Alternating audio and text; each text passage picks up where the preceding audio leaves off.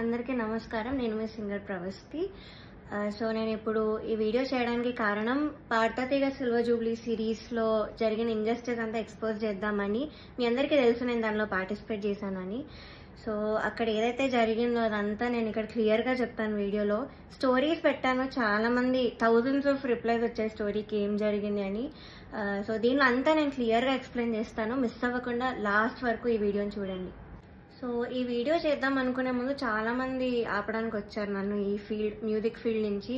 Because నీ career effect అవుతుంది, నీకు మంచి ఫ్యూచర్ ఉంది, ఎందుకు పాడు చేసుకుంటున్నాను చాలా మంది ఆపడానికి ట్రై చేశారు. కానీ నేను ఇంకా డిసైడ్ అయ్యాను నాకు మ్యూజిక్ ఫీల్డ్కి సంబంధం ఉండదు అని. బికాజ్ ఇంత ఇంజస్టిస్ జరిగేటప్పుడు నాకు ఉండాలని లేదు. పాడతా రియాలిటీ షోస్ అనే కాదు, దాని బయట కూడా చాలా జరుగుతున్నాయి. I make a different video for that. కానీ ఈ వీడియో మాత్రం ఓన్లీ ఫర్ పాడతా. సో నేను డిసైడ్ అయింది అందుకే. చాలా ఇంజస్టిస్ జరుగుతుంది అండ్ ఎవరు కూడా nobody should suffer all that. అందుకే నేను ఈ వీడియో చేస్తున్నాను. ఆల్సో చాలా మంది అడిగారు అసలు ఈ సీజన్కి ఎందుకు వెళ్ళావు, అసలు మళ్ళీ ఎందుకు వెళ్ళావు పాడతాకి, సూపర్ సింగర్లో విన్నర్ అయ్యావు కదా అని చాలా మంది పెట్టారు.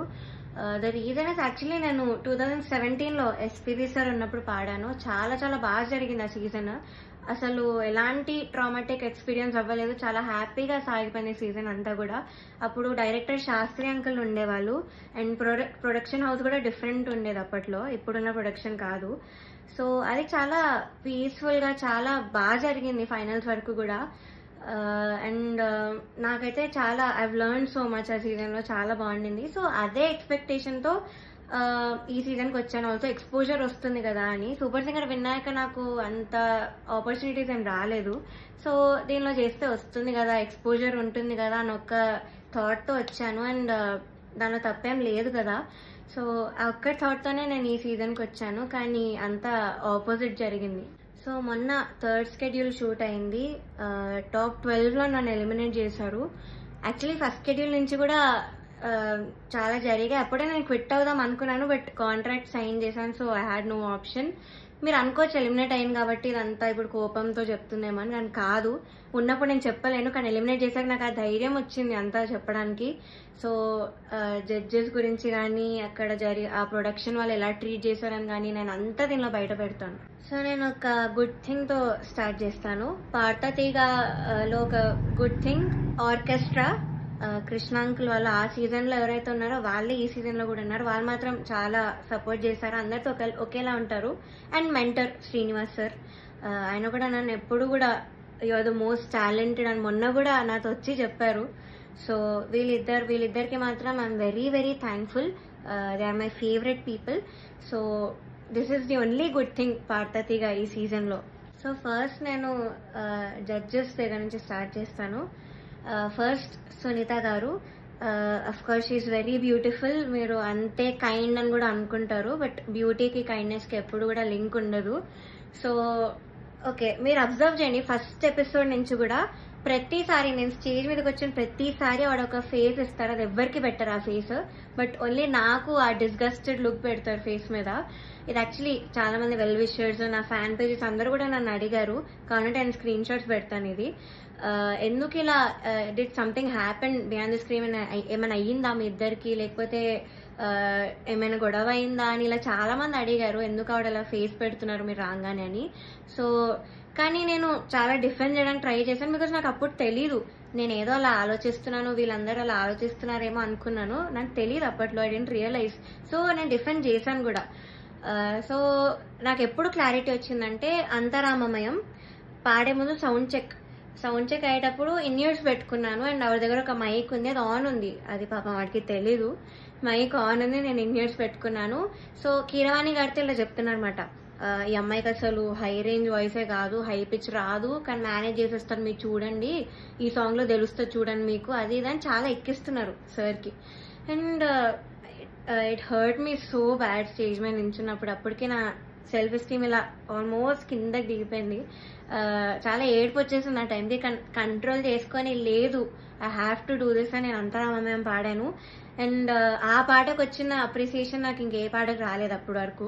సో అంతరామమయంకి బయట ఎవరు కలిసినా కూడా అందరు చెప్పారు నాకు వాయిస్ చాలా బాగా వచ్చింది ఆ పాటలో అని, కానీ చాలా బాగుంది ఆ పాట అని. అది యాక్చువల్లీ చాలా సాంగ్స్ ఇచ్చాం, రాముడు రావునికి చాలా ఇచ్చాము. నేను ఏది ఇచ్చినా వద్దు వద్దు వద్దు అంటే ఇంకా లాస్ట్ ఆప్షన్ గా మేల్ సాంగ్ ఇచ్చాను, అంతరామమయం. సో అదే సెలెక్ట్ చేశారు and I tried my best. Male song అయినా కూడా I gave my best. And of course నాకు ప్రతి సాంగ్ కి ఆవిడ దగ్గర నుంచి నెగటివ్ కామెంట్స్ వచ్చాయి. అది మీరు నమ్ముతారు, జడ్జెస్ ఏదంటే అదే నిజం అనుకొని మీరు అఫ్ కోర్స్ నమ్ముతారు, ఓకే. బట్ అదర్ కంటెస్టెంట్స్ పాడేటప్పుడు I even give their names. ఇద్దరు, శ్రీధృతి అండ్ గాయత్రి అక్క, వీళ్ళిద్దరు పాడేటప్పుడు పిచ్చింగ్, ఎస్పెషలీ ధృతికి చాలా పిచ్చింగ్ ఇష్యూస్ వచ్చేటప్పుడు అయితే ఆవిడ ఇలా సైగలు చేసేవాళ్ళు, షార్ప్ అయితే ఇలా చెప్పేవాళ్ళు, అది మేము అందరం చూసాము. గాయత్రి అక్క కూడా షార్ప్ అయితే ఇలా కింద ఫ్లాట్ బాడ్ అని చెప్పేవాళ్ళు, మొన్న కూడా అయింది అది.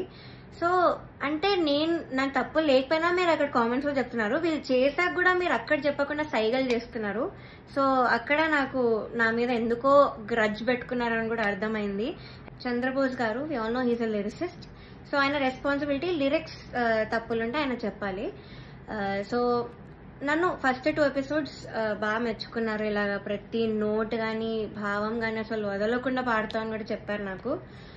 అయితే రాముడు రౌండ్ లో వీళ్ళందరు ట్రూ కలర్స్ అన్ని బయటపడ్డాయి. ఫస్ట్ సునీత గారిది నేను చెప్పినట్టు మైక్ లో మాట్లాడేశారు, ఇండియన్స్ ఉన్నాయని నాకు తెలియక. అండ్ చంద్రబోస్ గారు పాపం లిరిక్స్ లో నాకు ఒక్క మిస్టేక్ కూడా నేను ఛాన్స్ ఇవ్వలేదు ఆయన చెప్పడానికి. సో దానిలో చెప్పలేక ఆదృత లేదు అని ఒక కామెంట్ ఇచ్చారు. అది ఇంకేం చేయాలి, మేల్ సాంగ్ సేమ్ ఇంపాక్ట్ ఒక ఫీమేల్ వాయిస్ నుంచి మీరు ఎక్స్పెక్ట్ చేయలేరు. సో అంతరామమయం is a male song. So ఇంకా లిరిక్స్ లో చెప్పలేక ఎందుకు ఇంకా క్రియేట్ చేసుకొని చెప్పడం నాకు అర్థం కాలేదు. అదే రౌండ్ లో ఒక అమ్మాయి లిరిక్స్ మర్చిపోయింది రాముడి పాటలో, అది మాత్రం ఆయన మెన్షన్ చెయ్యలేదు. బీయింగ్ ఎ లిరిసిస్ట్ ఆయన రెస్పాన్సిబిలిటీ ఉండి కూడా ఆయన చెప్పలేదు. ఆ రౌండ్ లో లిరిక్స్ మర్చిపోయింది, చెప్పలేదు. ఇంకా మమ్మల్ని ఏడ్పించేసావు అది ఇది అని చెప్పింది, చాలా మంది చేతుల్లో రాసుకొని వచ్చారు, అది కూడా ఆయన చెప్పలేదు, అది కూడా కౌంట్ చేయలేదు. కానీ నాకు మాత్రం లేని నెగిటివ్ పాయింట్స్ అన్ని, ఆయనకు అవసరం లేని నెగిటివ్ పాయింట్స్ అన్ని కూడా చెప్పారు. లిరిక్స్ లో మాత్రం నేను ఇప్పటివరకు ఆయనకు ఒక్క ఛాన్స్ కూడా ఇవ్వలేదు సాంగ్స్ లో. I never made a mistake lyrics point of view అయితే అస్సలు చేయలేదు. మీరే చూడండి, మీకే అర్థమవుతుంది. సో ఇది కూడా మీకు న్యాయం అనిపిస్తుందా? కీరవాణి సార్ గురించి మాట్లాడదాం. అఫ్ కోర్స్ నాకు చాలా హేట్ వస్తుంది దీనికి మాత్రం, and I'm ready for it because I don't care.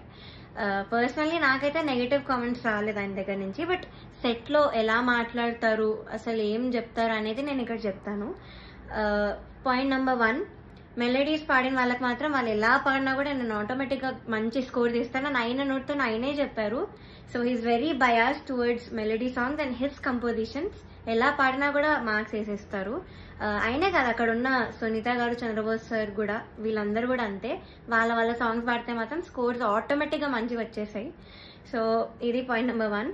Point number 2 is very very hurtful to me personally because నేను ఎలిమినేట్ అయ్యే ఎపిసోడ్ లోనే ఏదో విషయంలో నన్ను చూస్తూ చెప్పారు ఇది కూడా. సో ద థింగ్ ఇస్, నేను మీ అందరికీ తెలుసు సూపర్ సింగర్ లో నా ఫైనాన్షియల్ సిచ్యువేషన్ గురించి కానీ అంతా బయట పెట్టాను. సో దానివల్ల నేను కొన్ని వెడ్డింగ్ షోస్ అలాంటివి చేయాల్సి వచ్చింది. సో ఈ పాయింట్ మీద సార్ మాట్లాడారు.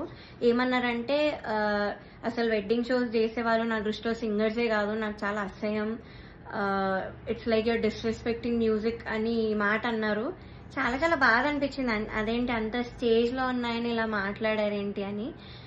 సో ఇదొకటి, నన్ను చూస్తూ మాట్లాడారు ఇంకా. So it was very hurtful. Point number 3, so third వచ్చిన వాళ్ళకి ఆయన 1 lakh ఇస్తా అని చెప్పారు. 4th ప్రైజ్ వాళ్ళకి మూవీలో సాంగ్, అండ్ 5th ప్రైజ్ వాళ్ళకి ఆయన గ్రూప్ లో చేర్చుకుంటామని చెప్పారు సార్. సో ఇది ఎలా చెప్పారంటే, 5th ప్రైజ్ వచ్చిన వాళ్ళకి నా దగ్గరకి కొంతమంది రోజు వచ్చి చాకరీ చేస్తూ ఉంటారు, వాళ్ళ ట్రూప్ లో జాయిన్ చేసుకుంటా అని చెప్పారు. ఇలా చాకరీ అనే వర్డ్ వాడారు. అంటే ఇది డిస్రెస్పెక్ట్ఫుల్ కాదా? So this was very very bad. అంటే అలా అనకూడదు, సింగర్స్ ఇలా చాకరీ చేసిపోతారు, దానిలో మిమ్మల్ని కూడా జాయిన్ చేసుకుంటారని ఇలా అన్నారు. సో మీకు ఎలా అనిపిస్తుందో ఇంకా మీరు ఆలోచించండి ఒకసారి. డైరెక్టర్ జ్ఞాపిక ప్రొడక్షన్స్ వాళ్ళ అనిల్ గారు అండ్ హిజ్ వైఫ్, వీళ్ళే మెయిన్ అక్కడ అంతా కంట్రోల్ చేసేది, అంతా వెనకాలంతా చేసేది వీళ్ళే. సో ఫస్ట్ పాయింట్ వచ్చేసి సాంగ్ సెలెక్షన్. ఫస్ట్ నేను మీకు చెప్పినట్టు జడ్జెస్ అక్కడ బయాస్డ్. సో కిరాణి సార్ ఏమో మెలడీస్ వాడితే వేసేయడం, ఆయన కంపోజిషన్స్ వాడితే వేసేయడం, చంద్రబోస్ సార్ కూడా అంతే, సునీత గారు కూడా అంతే సేమ్. సో ఇలా తెలిసేసరికి ఒక కంటెస్టెంట్ కి మాత్రం ఓన్లీ వాళ్ళ సాంగ్దే ఇచ్చారు, మోస్ట్లీ వాళ్ళ సాంగ్దే ఇచ్చారు ప్రతి రౌండ్ లో. ఇంకో కంటెస్టెంట్కి ఏమో నీకేం వచ్చో చెప్పు ఆ సాంగ్ ఇచ్చేస్తామని చెప్పి ఇలా ఇచ్చారు ఒక కంటెస్టెంట్కి. సెకండ్ పాయింట్, ఆ కంటెస్టెంట్ ఒక రోజు రాలేదు అనేసరికి అంతా షఫుల్ చేసేసి ఎపిసోడ్స్ అని ఏదేదో చేశారు. అండ్ అలాంటప్పుడు ఇంకెందుకు ఆడిషన్స్ పెట్టి అందరినీ తీసుకొని, ఎందుకు అసలు పార్వతిగా అంతమందిని తీసుకొని ఒక్క అమ్మాయితో చేయొచ్చు కదా సిల్వర్ జూబ్లీ సిరీస్ అని. సో అదొకటి. థర్డ్ పాయింట్ వచ్చేసి ఫ్యూచర్లో ఒక ఎలిమినేషన్ జరుగుతుంది నాకంటే ముందు, అది మీరు చూస్తారు ముందు ఎపిసోడ్స్లో. అయితే ఇది చాలా కామెడీగా ఉంటుంది, మీరు నమ్మలేరు కూడా. ఇద్దరిని తీశారు, ఒక అమ్మాయిని ఒక అబ్బాయిని. అయితే కరెక్ట్ షూట్ ఇంకో 2 days లో ఉందనగా వాళ్ళకి సాంగ్స్ మార్చేశారు, ఆ ఇద్దరికే సాంగ్స్ మార్చారు with a very funny reason. కిరాణి సార్కి ఈ రాగం నచ్చదు అని, శివరంజని అనే రాగం నచ్చదు అని వీళ్ళిద్దరిని తీస్తారు. కామెడీ ఏంటంటే అదే రాగంతో ముందు స్కెడ్యూల్లో ఒక అబ్బాయి పాడాడు, అబ్బాయికి బాగానే మార్క్స్ వచ్చాయి. అదే స్కెడ్యూల్లో ఇంకొక అబ్బాయి కూడా పాడాడు, అబ్బాయి కూడా బాగానే మెచ్చుకున్నారు, మంచి కామెంట్స్ వచ్చాయి, అన్ని వచ్చాయి. బట్ వీళ్ళిద్దరికి మాత్రమే సాంగ్స్ మార్చేశారు. అయినా కూడా దీస్ టూ పాపం ఆ టైంకి నేర్చుకొని I think they did very well మార్చినా కూడా. కానీ వాళ్ళనే ఎలిమినేట్ చేశారు యాజ్ ఎక్స్పెక్ట్. నేను అప్పుడు అనుకున్నా యాక్చువల్లీ సాంగ్స్ ఇలా మార్చేసి అంత ఏదేదో చేస్తున్నారో, నేను అప్పుడు అనుకున్నా వీళ్ళిద్దరిని తీసే ఛాన్స్ ఉంది అని.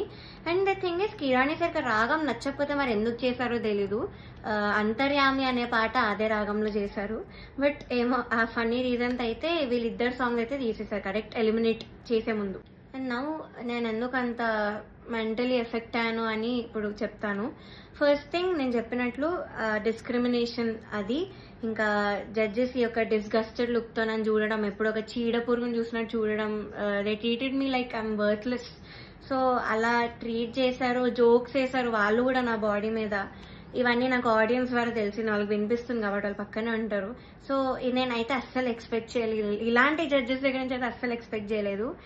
అంటే నేను ఎన్ని షోస్ చేశాను, తమిళ్లో పాడాను, అన్నిట్లో పాడాను, ఎప్పుడు కూడా ఇలాంటి ఎక్స్పీరియన్స్ ఒక జడ్జెస్ నుంచి అయితే నాకు ఎప్పుడూ లేదు.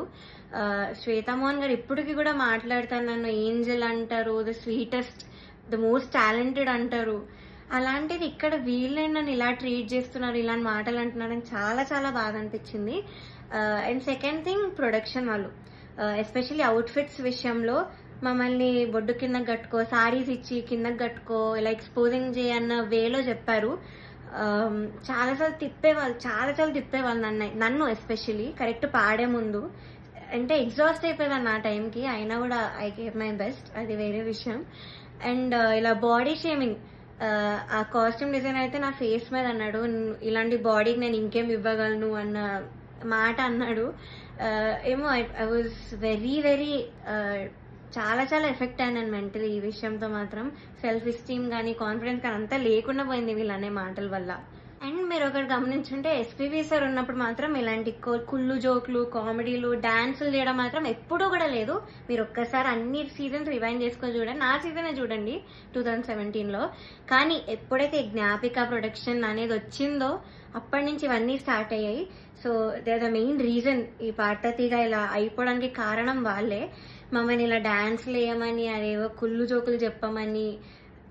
మీరు ముందు చూస్తారు, ఇప్పుడు ఎర్రని కొరదని గోపాలలో నేను చాలా డాన్స్ చేశాను, నెక్స్ట్ వచ్చే ఎపిసోడ్లో కూడా డాన్స్ చేశాను, because I was forced to dance.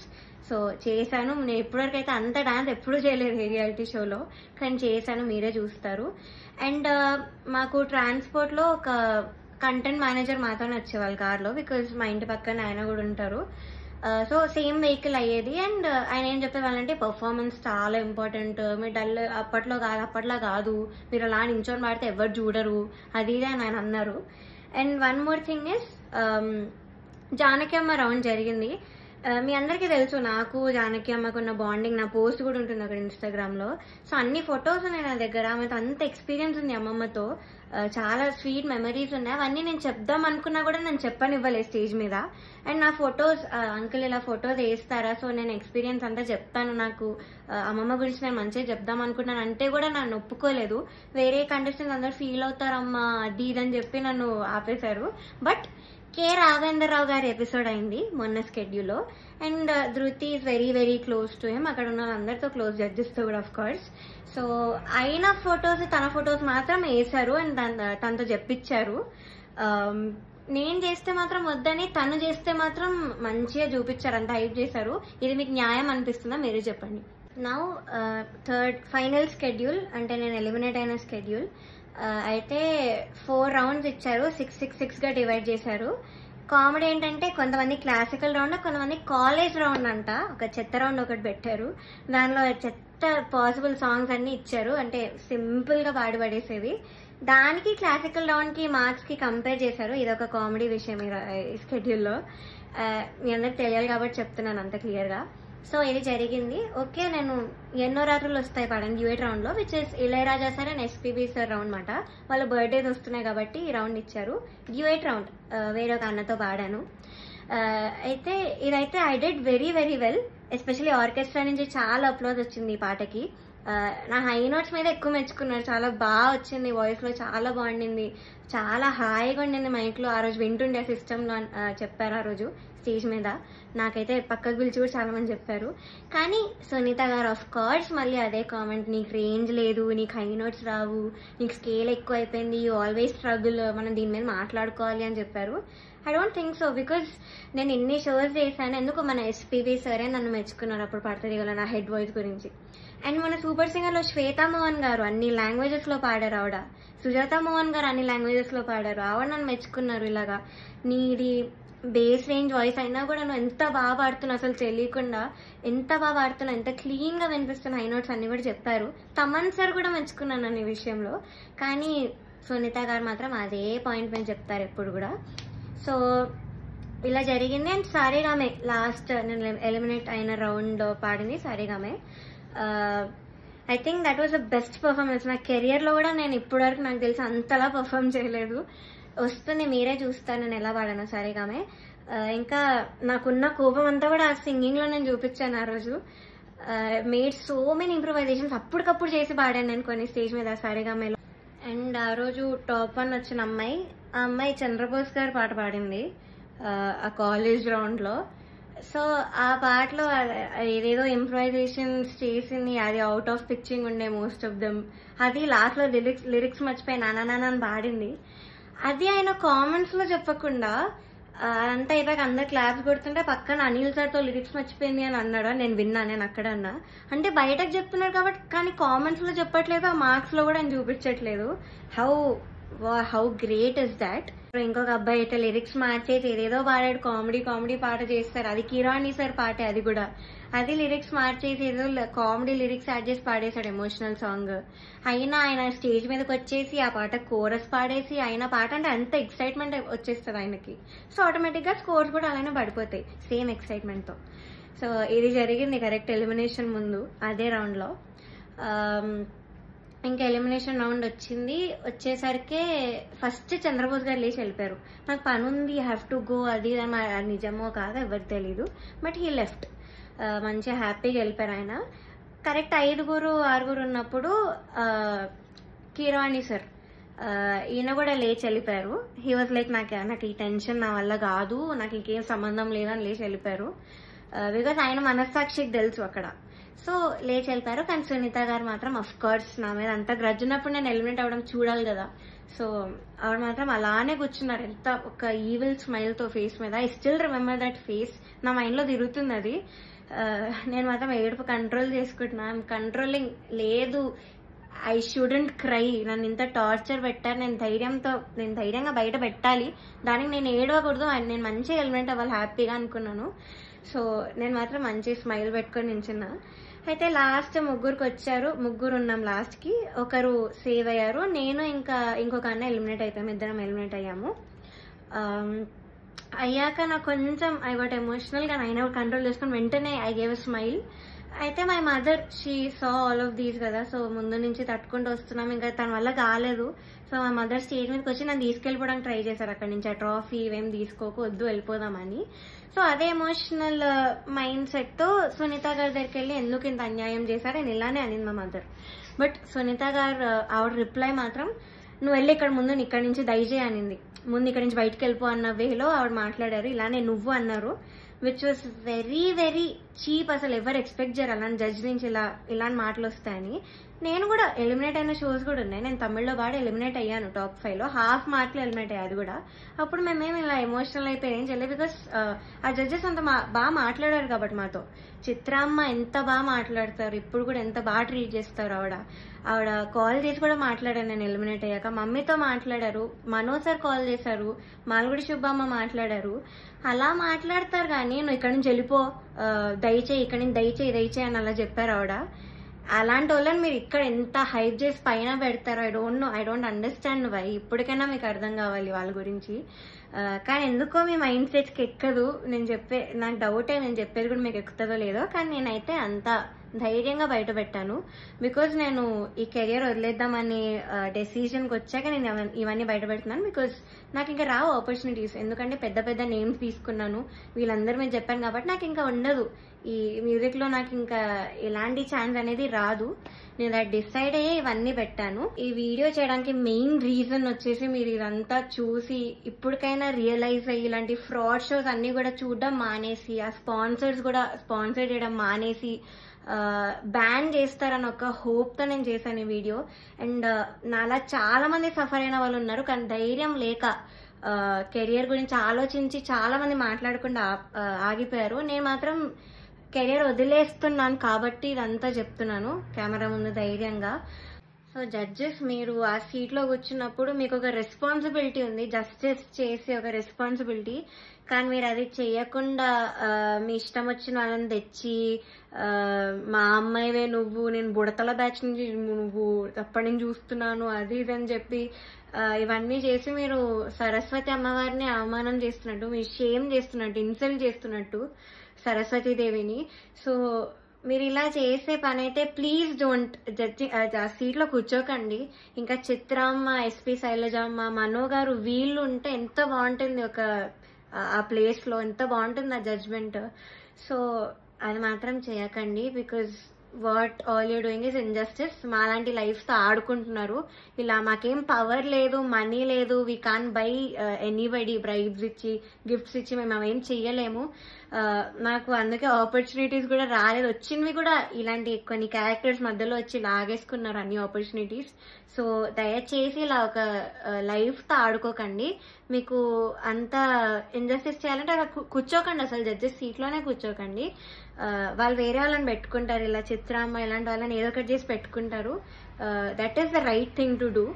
So ఇప్పుడు నేను పెద్ద పెద్ద పేర్లను పాయింట్అవుట్ చేశాను, అంతా ఎక్స్పోజ్ చేశాను, ప్రొడక్షన్ ఎక్స్పోజ్ చేశాను. So I know I'm in danger. ఆడియన్స్కి ఏం తెలియాలంటే నాకు ఏమైనా అయినా, మా ఫ్యామిలీకి ఏమైనా అయినా, లేకపోతే మేము ఏమైనా చేసుకున్నా సునీత గారు, Chandrabose garu, Keeravani garu, Gnapika productions, Anil sir is responsible for all of this.